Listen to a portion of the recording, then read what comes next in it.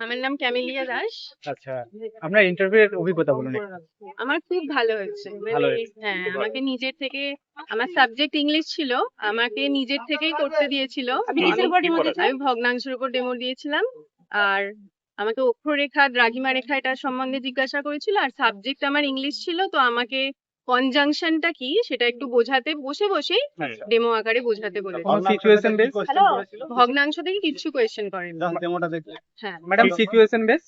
কিচ্ছু করেনি। আচ্ছা। এই কটাই। এই জেলা সম্পর্কে আপনাকে কিছু বলেছেন? জেলা?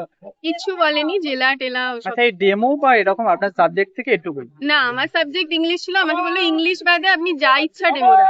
আচ্ছা, ইংলিশ বাদ। হ্যাঁ ডেমোতে কি বোর্ড ওয়ার্ক, শ্রেণী, তারিখ, বিষয় এগুলো লিখতে হচ্ছে? হ্যাঁ, আমি বলেছিলাম, কিন্তু বললো না, তাড়াতাড়ি আপনি যেটা কত পারবেন। মিনিট দিয়েছেন ডেমোটা? ডেমোটা আমার হয়েছে 2 থেকে 2.5 মিনিট এরকম। ওনারাই কি বসিয়ে দিলেন? আমি পুরোটাই দিয়েছিলাম। মানে যতটা আমি প্র্যাকটিস করে এসেছি পুরোটাই মানে দেখিয়ে দিয়েছি। আপনি স্যাটিসফাইড? আমি খুব satisfied.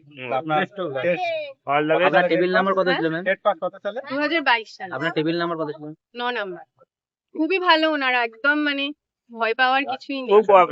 Hmm. Best of luck ma'am.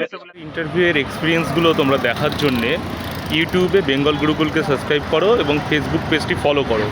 এছাড়াও যারা প্রাইমারি এবং আপার প্রাইমারির জন্য প্রিপারেশন নিতে চাইছো, তোমরা ডেসক্রিপশনে দেওয়া যে হোয়াটসঅ্যাপ গ্রুপের লিঙ্ক আছে বেঙ্গল গুরুকুলের, সেই লিঙ্কে ক্লিক করে তোমরা গ্রুপটি জয়েন করে রাখো, যেখানে সমস্ত রকম খুঁটিনাটি তথ্য তোমাদের সঙ্গে শেয়ার করে নেওয়া হবে।